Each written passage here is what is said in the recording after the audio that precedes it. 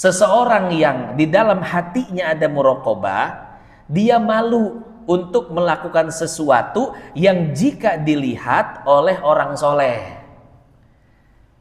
Kita melakukan sesuatu yang jika orang soleh melihat kita melakukan itu, kita akan malu melakukan hal tersebut. Minimal seperti itu Pak, ukurannya. Ya. Nah, jika dilihat oleh orang soleh saja malu, apalagi dilihat oleh Allah.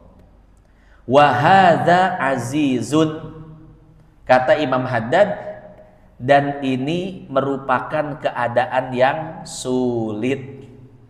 Jadi menghadirkan muraqabah di dalam hati setiap saat itu sulit Pak. Hadirin jamaah yang dimuliakan Allah, sekarang kita akan melanjutkan kajian kita pada kitab Risalatul Mu'awanah yang dikarang oleh Imam Haddad. Bismillahirrahmanirrahim. Qalal musannif, pengarang kitab ini mengatakan, wa'lam, ketahuilah olehmu, annal muraqabata, bahwasanya muraqabah. Kemarin muraqabah artinya apa? Merasa diawasi oleh Allah. Annal muraqabah, bahwasanya muraqabah memiliki rasa senantiasa diawasi oleh Allah. Min asyrafil maqamat, salah satu makom yang paling mulia. Makom itu bahasa Indonesianya tahapan spiritual. Jadi muraqabah itu merupakan tahapan spiritual yang paling mulia. Wa arfa'id darajat, wa arfa'il manazil, dan manzil yang cukup tinggi. Manzil itu termasuk dari tahapan spiritual juga ya. Jadi makom dan manzil itu hampir sama, cuman bedanya seperti ini. Manzil itu tempatnya, titik koordinatnya, sementara makom keadaannya. Ya, kalau kita boleh contohkan dengan naik gunung, berada di puncak gunung namanya wusul.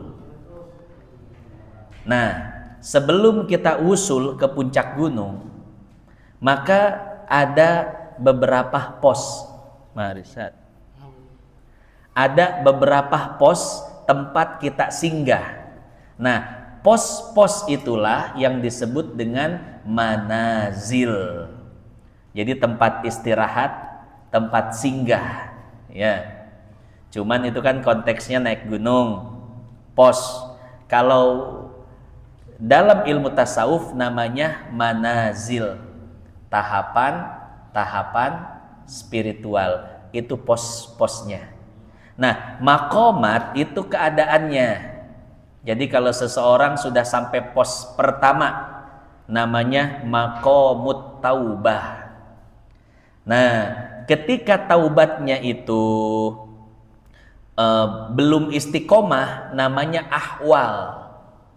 Taubatnya itu masih ahwal, masih turun naik.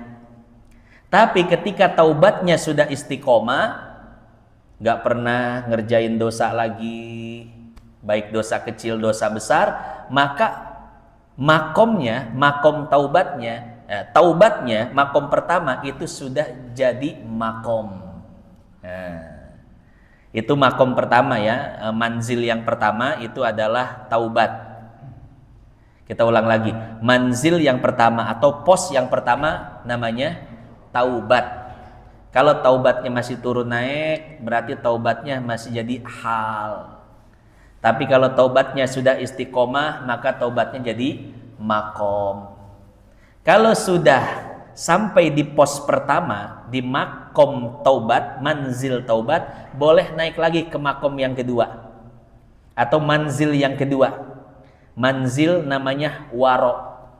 Nah, kalau waroknya masih turun naik, berarti waroknya masih jadi hal. Tapi kalau waroknya sudah istiqomah, maka waroknya jadi makom. Berarti dia dapat makom waro. Ya kurang lebih seperti itu, walaupun nanti ini cuma istilah saja bagi sebagian para sufi itu, ya. Jadi sedikit gambaran seperti itu. Itu perbedaan makom dan manzil. Jadi manzil itu titik koordinatnya, tempatnya, nama posnya. Sementara makom keadaan orang yang melewati tahapan itu atau yang sedang berada pada tahapan itu, ya. Saya ulang lagi, wa'lam, ketahuilah olehmu, annal muraqabata, sesungguhnya muraqabah, rasa merasa diawasi oleh tepat nggak itu ucapannya? Rasa senantiasa diperhatikan, diawasi oleh Allah, namanya muraqabah. Min asyrafil maqamat, ternyata rasa itu termasuk dari makom yang paling mulia. Orang yang punya rasa itu di dalam kolbunya berarti tahapan spiritualnya udah lumayan tinggi. Wa arfa'id darajat, wa arfa'il manazil, dan manzil yang cukup tinggi. Wa a'lad darajat, dan derajat yang tinggi. Sebetulnya belum puncaknya ya, tapi sudah tinggi. Wahia maqamul ihsan al-musyaru ilaihi biqaulihi alaihi salatu wassalam. Muraqabah itu adalah makom ihsan, sebagaimana yang diisyaratkan di dalam sabda Nabi, al-ihsanu an ta'budallaha ka'annaka tarahu fa in lam takun tarahu fa innahu yaraka. Yang namanya ihsan adalah engkau menyembah Allah seolah-olah engkau melihatnya. Dan jika engkau tidak bisa melihatnya, maka sungguh dia yang melihatmu. Artinya apa? Senantiasa merasa diawasi oleh Allah. Orang kalau merasa diawasi, kira-kira bagaimana perbuatannya, gerak-geriknya? Pasti dijaga kan ya? Mau maksiat nggak jadi, ya. Mau melakukan kesalahan nggak jadi. Kenapa? Merasa diawasi oleh Allah. Ya walaupun awal-awalnya masih kepaksa, Pak. Masih kepaksa ya. Ibadah masih kepaksa. Kenapa? Dipantau sama Allah. Menjauhi maksiat terpaksa. Kenapa? Dipantau oleh Allah. Padahal hati mah pengen banget, Pak. Ya Allah, tapi Allah ngelihat ini ya. Kagak jadi bukanya padahal udah pakai VPN, gimana ganti VPN Singapura apa gimana caranya? Tidak jadi bermaksiat karena merasa diawasi oleh, oh ini tingkatan spiritual yang luar biasa ini, Pak.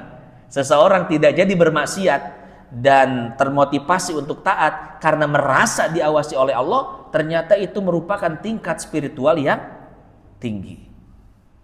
Wa kullu wahidin minal mu'minin yu'minu bi anna Allah la yakhfa alaihi syai'un fil ardi wala fis sama. Kata Imam Haddad, sebetulnya setiap mukmin itu tahu bahwasanya tidak ada sedikit pun sesuatu yang luput dari Allah, baik di bumi atau di langit. Artinya Allah benar-benar maha tahu, baik yang nampak atau yang tidak nampak, termasuk yang ada di dalam hati kita, Allah tahu. Ya, termasuk jumlah butiran pasir yang ada di pantai, Allah tahu.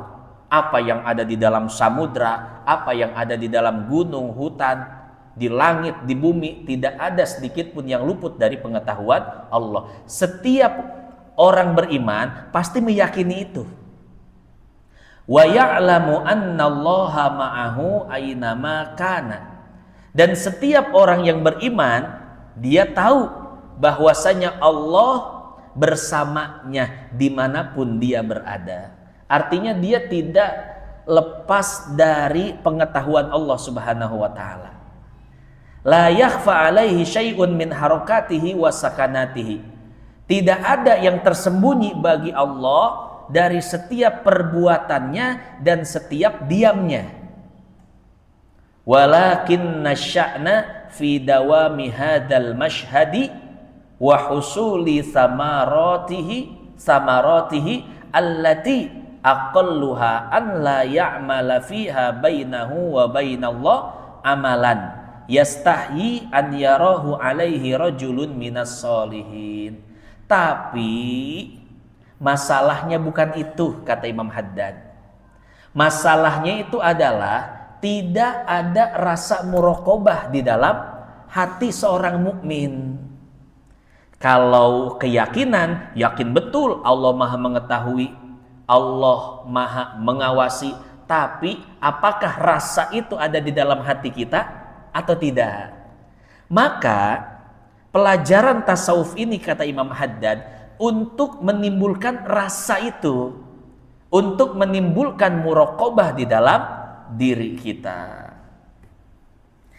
Aqalluha, minimal, kata Imam Haddad, seseorang yang di dalam hatinya ada muraqabah, dia malu untuk melakukan sesuatu yang jika dilihat oleh orang soleh.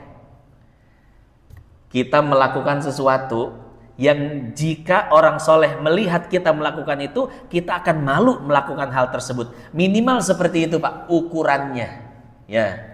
Nah, jika dilihat oleh orang soleh saja malu, apalagi dilihat oleh Allah. Wa hadza azizun, kata Imam Haddad, dan ini merupakan keadaan yang sulit. Jadi menghadirkan muraqabah di dalam hati setiap saat itu sulit, Pak. Ya, mungkin di antara kita ada yang muraqabahnya itu baru di tempat-tempat tertentu. Muraqabah itu hadir baru di masjid, di majlis. Kalau udah keluar ke pasar, ke jalan, udah lupa sama muraqabah. Ya, gas terus, ya, sikat terus. Mata merasa tidak diawasi, tangan merasa tidak diawasi, lisan merasa tidak diawasi, hati merasa tidak diawasi. Mungkin sebagian kita muraqabahnya baru di tempat-tempat tertentu saja. Tapi orang-orang soleh muraqabahnya di setiap tempat dan di setiap waktu, bahkan setiap keadaan, mau depan orang atau tidak ada orang. Sifat rasa muraqabahnya itu senantiasa hadir di dalam hatinya. Jadi kalau orang soleh itu di depan orang sama di belakang orang sama, di depan khalayak orang atau ketika sendirian sama. Kenapa? Karena yang jadi ukuran itu bukan manusia tapi Allah. Malunya bukan sama manusia tapi sama Allah. Itu orang yang sudah timbul rasa muraqabah di dalam hatinya. Cuman sulit, kata Imam Haddad. Artinya apa? Artinya bukan tidak mungkin untuk didapatkan. Yang sulit artinya adalah harus dilatih sedikit demi sedikit, tidak bisa langsung didapatkan begitu saja. Ya. Wa ma wara'ahu a'azzu minhu, dan makom yang lebih tinggi dari itu lebih sulit lagi. Ila an yasiral abdu fi akhiril amri mustagriqon billahi ta'ala wa faniyan amma siwah. Ternyata ada yang lebih mulia dari muraqabah. Apa? Yaitu makom fana. Kalau muraqabah kan senantiasa merasa diawasi oleh Allah. Ada yang lebih tinggi lagi, apa? Fana. Fana itu bukan merasa diawasi oleh Allah, tapi dia tidak melihat kecuali hanya kepada Allah. Udah nggak peduli Pak sama sekitar. Ya, udah nggak peduli sama selain Allah. Bukan peduli secara sosial, bukan ya. Maksudnya sudah tidak memandang sesuatu kecuali Allah saja yang ada di dalam pandangannya. Contoh, Nabi Ibrahim alaihi salam. Beliau ketika akan dibakar oleh Raja Namrud, api sudah besar, Pak. Di dalam kitab-kitab tafsir, saking bencinya Namrud kepada Ibrahim, sampai-sampai dia mengumpulkan kayu yang jika dibakar, maka apinya tidak akan padam selama 1 bulan. Kayunya sangat banyak, sengaja disediakan hanya untuk membakar Nabi Ibrahim. Nabi Ibrahim mulai dibakar kayu-kayu di sekitarnya. Kemudian melihat Nabi Ibrahim dalam keadaan seperti itu, terancam nyawanya, Jibril pun turun dan menawarkan pertolongan kepada Nabi Ibrahim.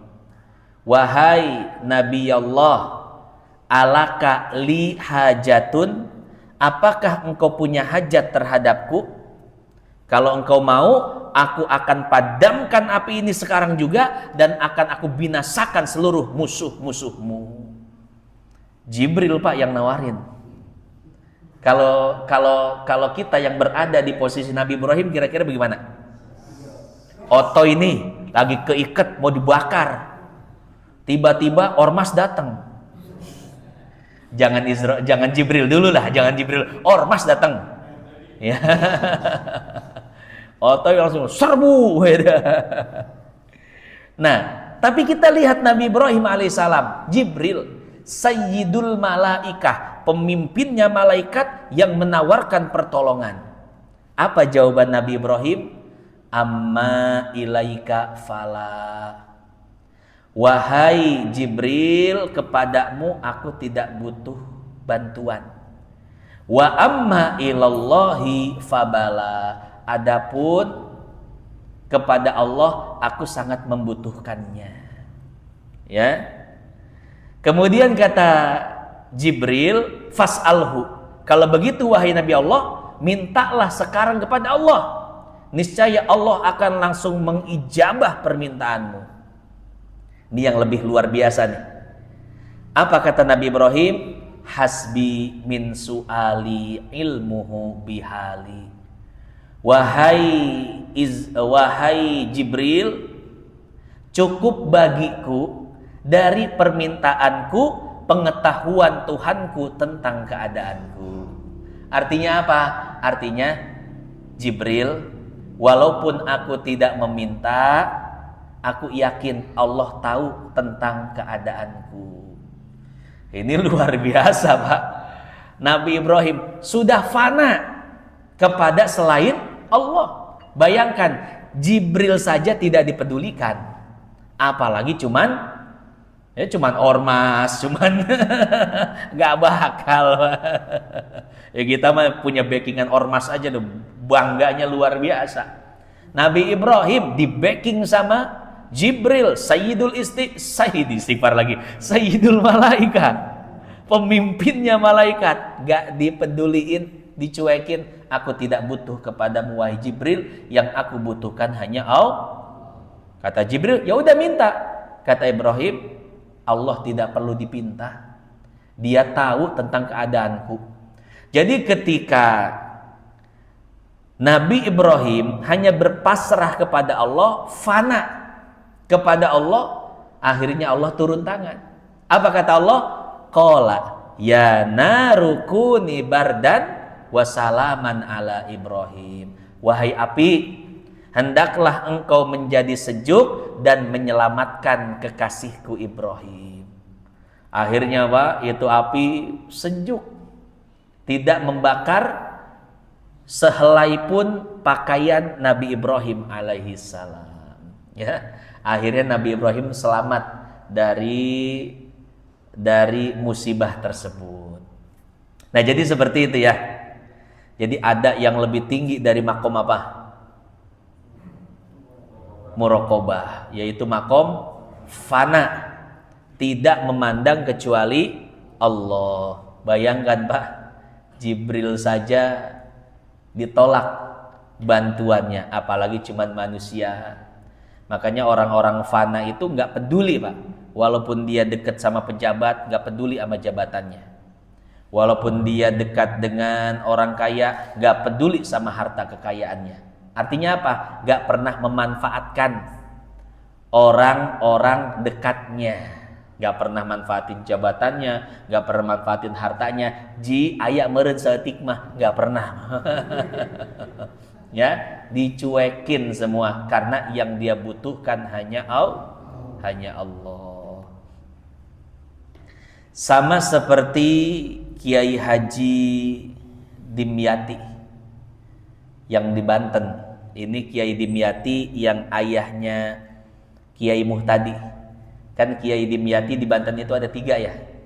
Kiai Dimyati abahnya Buya Muhtadi, Kiai Dimyati abahnya Ama Uci, satu lagi siapa tuh? Katanya sih ada 3 ya. Nah ini Kiai Dimyati abahnya Buya Muhtadi ya. Nah itu beliau kalau sholat taraweh itu di rumah, enggak di masjid ya. Kemudian orang-orang ingin cari tahu kenapa sih beliau tarawehnya di rumah gitu. Ternyata taraweh beliau itu lama Pak. Kalau di masjid kan pakai kecepatan Rossi kan. Valentino Rossi wush ya. Fatihah 1 napas, kulhu wah lewat itu mah ya. Ya beliau sholatnya itu di rumah dan bacaan Qur'annya panjang, tarawehnya lama. Maka setelah orang-orang tahu beliau tarawehnya di rumah, banyak orang-orang yang jadi makmum beliau. Kemudian semakin banyak yang jadi makmum, akhirnya ada yang protes, Pak Kiai sholatnya jangan lama-lama, kita enggak kuat.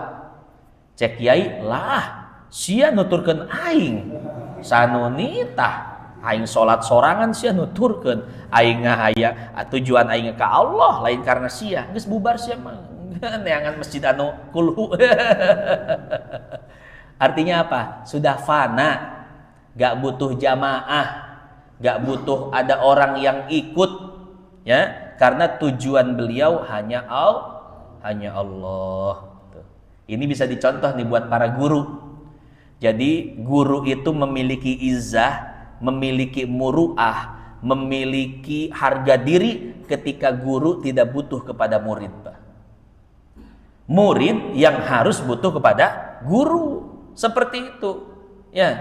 Sekarang kan kebalik, guru butuh kepada, makanya jangan heran di beberapa sekolah guru dilaporin polisi sama murid ya, guru dibully sama murid. Kenapa terjadi seperti itu? Karena guru butuh sama murid, Pak. Ya, muridnya juga ngerasa bayaran, ngerasa disewa, ngerasa nyewa guru.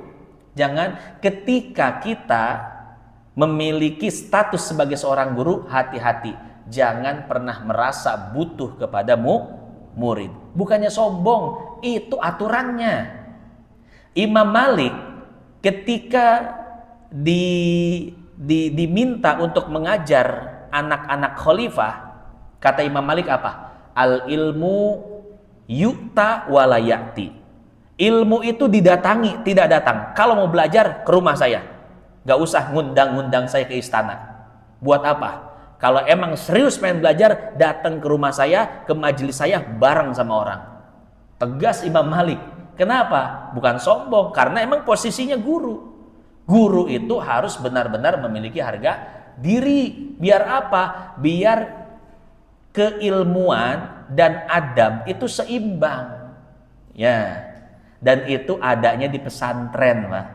Di pesantren adanya. Murid posisinya benar-benar di bawah. Guru posisinya benar-benar di atas. Bahkan Sayyidina Ali mengatakan, ana abdu man allamani walau harfan. Aku adalah hamba orang yang telah mengajarkanku walaupun cuma satu huruf. Insya'a ba'a wa insya'a a'tak. Kalau dia mau, dia bisa menjualku, dan kalau dia mau, dia bisa memerdekakanku. Wah, ini mah kelas tinggi nih, jangan. Ya, minimal ya kita tahu posisi murid itu di bawah, guru itu di atas. Makanya ketika memberikan sesuatu kepada guru, jangan bilang sedekah, tapi bilang hadiah. Ustadz, kiai, guru, nih ada hadiah dari saya. Itu bahasa yang benar. Kenapa? Karena hadiah itu adalah pemberian dari bawahan ke atasan. Sementara sedekah itu pemberian dari atas ke bawah. Kalau murid bilang sama guru, kiai ini ada sedekah, buset. Memposisikan dirinya lebih tinggi dari guru. Dari atas ke bawah, salah, dan ini perlu diluruskan. Dalam Sahih Bukhari, Rasul itu pernah dibawakan kurma oleh Salman. Kata Rasul, Salman ini apa?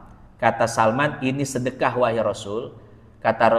Kemudian Rasul tidak menyentuh apalagi memakannya, enggak. Hari kedua sama, ditanya, Salman ini apa? Sedekah wahai Rasul. Enggak diambil sama Rasul. Kemudian hari ketiga Salman baru bertanya, Rasul, kenapa kurma yang aku berikan padamu tidak pernah kau ambil? Kata Rasul, kami adalah satu kaum yang tidak menerima sedekah tapi menerima hadiah. Kata Salman, ya udah hadiah Rasul. Diambil sama Rasul baru. Ya, ini Rasul ingin mengajarkan bahwa posisi seorang guru adalah posisi yang tinggi. Jadi kalau sekarang posisi kita guru, jangan pernah merendahkan diri di hadapan para murid. Seharusnya murid yang butuh sama kita. Ya, murid datang kita ajarin, gak datang tong di teangan. Guru, ya. Guru itu arahnya, tujuannya cuman sama Allah, selesai. Ya Allah, saya ngajar karena Engkau, bukan karena pengen banyak murid, bukan karena ingin terkenal dan lain sebagainya. Enggak, hadir ajarin, enggak hadir ya sudah. Tujuan kita Allah, seperti itu. Ya. Hadirin jamaah yang dimuliakan Allah, ya. Makanya guru-guru tasawuf itu memang kelihatannya rada-rada sombong. Karena memang prinsipnya gitu, ya. Bukannya sombong tapi mempertahankan posisinya sebagai guru. Tadi keur nyarita kenaonnya kadinya-dinya. Fana ya. Kiai Dimyati tuh, Masya Allah, luar biasa. Kata beliau, aku tidak butuh jamaah. Yang mau ikut, ayo, enggak, cari tempat yang lain, ya. Jadi kan izzahnya, muruahnya luar biasa sekali, ya. Fana. Saya punya guru namanya Syekh Muhammad Ba'udon. Beliau itu mufti Tarim, udah tua, tapi beliau enggak mau dikhidmahin sama murid-muridnya. Dikhidmahin itu apa bahasa Indonesianya? Dilayani. Beliau nggak mau dilayani sama murid-muridnya, padahal murid-muridnya minta khidmah. Syekh, kita pengen khidmah sama antum, ya, pengen beres-beres rumah, pengen nyuciin baju antum, pengen segala macam khidmah sama ulama, sama guru. Tapi beliau tidak pernah mengizinkan santrinya buat khidmah, Pak. Sampai satu ketika ada santri yang berani bertanya, Syekh, kenapa engkau tidak pernah mengizinkan kami untuk berkhidmah kepadamu? Apa jawaban beliau? Kullu qardin jarra naf'an fahuwa riba. Karena beliau ahli fikih ya, maka jawabannya pakai kaidah fikih. Setiap hutang pinjam yang mensyaratkan lebih, mensyaratkan bunga, itu adalah riba. Waduh, apa maksudnya ini? Ternyata maksudnya begini, aku mengajarkan ilmu kepadamu dan engkau cukup mengamalkan dan mengajarkannya kepada orang lain. Itu sudah timbal balik yang setara. Kalau engkau berkhidmat kepadaku, berarti aku mengambil tambahan dari proses belajar mengajar ini, dan itu riba, nggak boleh. Oh, ini filsafatnya tinggi sekali ini, Pak. Ya. Jadi kata beliau, aku mengajarkan ilmu kepadamu dan engkau mengajarkan kepada orang lain, itu sudah bayaran yang seimbang. Impas. Kalau sampai engkau berkhidmat kepadaku, berarti aku mengambil keuntungan darimu, dan itu riba. Setiap hutang pinjam yang ada keuntungannya, tambahannya itu riba, dan riba diharamkan oleh Allah. Masya Allah. Artinya apa? Artinya memang orang-orang sufi ini, Pak, ya, tingkatan spiritualnya udah sangat luar biasa. Yang dia pandang hanya Allah. Ya. Tapi jangan suuzon juga ya sama guru-guru yang lain yang suka nyuruh khidmat murid-muridnya, ngabdi dulu setahun, ya. Ya, jadi supirnya, nyuciin bajunya, ini itu. Jangan suuzon kita. Itu udah urusan masing-masing udah. Iya. Jadi tasawuf itu jangan didiktekan sama orang ya. Tasawuf itu kita praktekkan ke diri sendiri. Orang lain mau praktek, silahkan, enggak jadi masalah. Kebanyakan orang-orang yang baru belajar tasawuf itu mendiktekan tasawuf ke orang. Dianya enggak ngamalin. Cuman ngelihat orang tidak sesuai, didikte, Pak. Wah, itu enggak boleh itu. Oh, itu enggak boleh, itu enggak. Wah. Ini orang-orang ngawur ya. Makanya tasawuf itu agak-agak ngeri-ngeri sedep. Ya, ngeri-ngeri sedep. Orang yang belajar tasawuf kalau lurusnya luar biasa, Pak. Jadi usul dia sama Allah. Tapi kalau bengkok, kacau orang tasawuf itu. Kalau udah bengkok parah, nggak bisa ada yang ngelurusin, Pak. Ya, karena udah merasa bener, udah ngerasa, wah, aing nggak ngaji diri yo. Siapa tiba ngaji fikih ya? Ngaji diri. Wah, ngaji diri tapi sombongnya luar biasa, Pak. Ngaji naon, bukan tasawuf, tak sanggup. Ya, jadi kata Imam Haddad, akhir dari muraqabah engkau akan mendapatkan fana wa faniyan amma siwa. Engkau akan fana dari selain Allah. Qad ghaba anil khalqi bi syuhudil haqqi wal tahaqa bimaq'adi sidqin inda malikin muqtadir, dan dia akan menyatu dengan Sang Maha Raja yang mulia, yaitu Allah Subhanahu wa ta'ala. Nah, jadi seperti itu ya hadirin jamaah yang dimuliakan Allah. Titik sampai situ pembahasan tentang muraqabah. Ya.